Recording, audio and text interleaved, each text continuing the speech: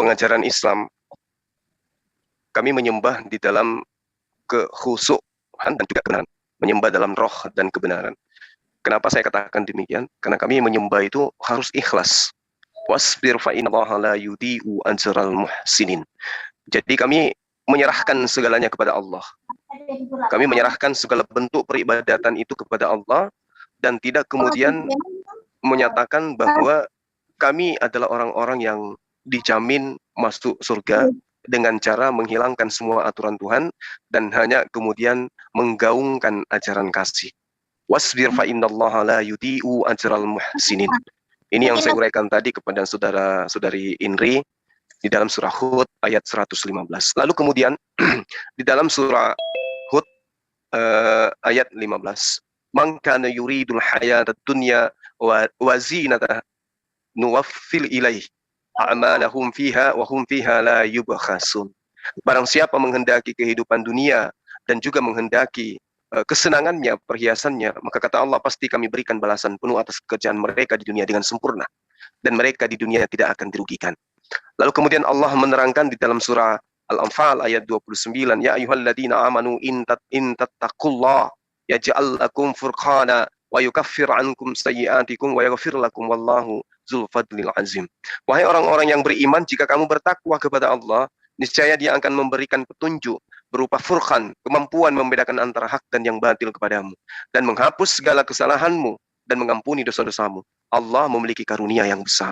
Jadi di dalam pengajaran agama Islam, ketundukan terhadap aturan Tuhan itu adalah mutlak. Itu mutlak, itu aturan yang absolut yang kemudian kami tidak bisa ingkari dengan menganggap Tuhan kami telah menebus kami dengan berbagai macam metode atau apapun itu. Yang kami jalankan kemudian adalah bersujud menjadi orang yang beriman. Makanya seruannya senantiasa, ya ayyuhalladzina amanu. Siapa orang beriman ini? Orang beriman ini adalah orang-orang yang menjalankan hukum aturan Tuhan, ketetapan Tuhan lebih utama dari aturan yang lain. Karena itulah kemudian kami bahagia dengan menjalankan perintah, dengan kami bersujud di rumah ibadah, maka Allah memasukkan kami ke dalam golongan orang-orang yang bertakwa. Dan yang orang bertakwa, kata Allah, akan diberi kemampuan untuk membedakan antara hak dan batil. Mereka mampu kemudian memisah antara ciptaan dan pencipta, antara utusan dan pengutus. Ini yang ada di dalam kaidah kami. Sehingga rumah ibadah kami itu disebut tempat bersujud. Nah, apakah kemudian para nabi juga mengajarkan hal yang sama? Karena di dalam konsep Islam, iman kami harus beriman kepada para nabi. Nabi-nabi terdahulu di dalam Al-Quran mengajarkan hal yang sama. Bagaimana Ibrahim, bagaimana Musa, bagaimana Daud, bagaimana Sulaiman, dan seterusnya. Termasuk Nabi Isa alaihissalam ketika datang kepada kaumnya masing-masing, mereka mengajarkan sujud menghadap ke arah bait suci. Mereka sujud menghadap ke batu tugu. Mereka ketika masuk ke dalam kemah pertemuan dengan Allah, mereka senantiasa membasuh tangan, membasuh kaki, dan itu kami teruskan sampai hari ini. Karena Tuhan menerangkan di Al-Quran bahwa siapa yang taat kepadanya, itulah yang mendapat upah. Sementara ketaatan ini berdasarkan terhadap perintah. Kan itu juga dituangkan dalam pengajaran Yesus. Yesus mengajarkan untuk taat kepada perintah Tuhan. Meski kemudian datang konsep baru yang mengajarkan aturan Tuhan itu sudah dihapuskan, sudah dibatalkan oleh Yesus, dan kemudian meninggalkan aturan main, lalu cukup mengimani Yesus itu Tuhan, maka akan diselamatkan. Sedikit saya ingin mengurai seperti ini, Pak Martin. Kalau kemudian Bapak mengatakan bahwa di dalam iman Kristen itu tidak perlu lagi melakukan aturan main sama seperti yang dilakukan oleh orang-orang Yahudi, ya sangat disayangkan. Kenapa? Karena orang Yahudi itu menerima Yesus sebagai juru selamat bukan pada poin penyaliban, tetapi pada poin ajakan Yesus untuk mengajak kepada menyembah kepada Allah. Nah, lalu kemudian di dalam pengajaran Paulus lah muncul penafsiran penyaliban kepada Yesus sebagai penyelamatan umat manusia. Itu muncul di dalam pengajaran Paulus. Paulus yang kemudian mengajarkan penyaliban Yesus sebagai penyelamat manusia. Sementara ide ini itu sama sekali tidak diterima oleh orang Yahudi, umatnya Yesus. Jadi orang Yahudi itu menantang dari semua aspek pengajaran Paulus di mana-mana. Itu ditantang oleh orang Yahudi. Orang Yahudi tidak mau kemudian menerima ajaran Paulus ini. Jadi di zaman dahulu, setiap orang setidaknya 3 hal tentang orang Yahudi yang perlu diketahui.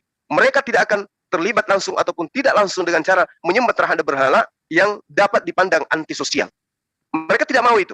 Mereka bukan hanya tidak akan makan daging sesajen atau daging yang dipersembahkan untuk para dewa, tetapi segala macam daging babi yang dianggap kemudian haram, mereka tidak lakukan. Demikian juga menyunatkan anak mereka. Jadi murid-murid Yesus yang diantaranya masih hidup ketika Paulus berkampanye tentang Yesus, mengajarkan di mana Yesus itu adalah Tuhan, itu sama sekali tidak percaya kepada pengajaran tersebut. Sama sekali tidak percaya. Yang percaya kemudian adalah orang-orang non-Yahudi yang kemudian mengatasnamakan murid Yesus. Jadi sedikit saya kasih gambaran. Paulus pendiri Kristen itu menjalankan misi kekristenan di tahun kurang lebih 50-an Masehi sampai kepada tahun 60-an, ketika kemudian murid-murid Yesus itu masih hidup, baik yang ada di Palestina maupun di tempat lain. Dan mereka tidak pernah mempercayai keterangan Paulus tentang imam mereka, tentang guru mereka, tentang Tuhan mereka. Bagi murid-murid Yesus, posisi Paulus itu selalu dianggap sebagai orang luar. Ini boleh Anda lihat di dalam Kisah Para Rasul 18 nomor 13. Paulus ini berusaha meyakinkan orang untuk beribadah kepada ilah lain dengan jalan yang bertentangan dengan hukum Taurat.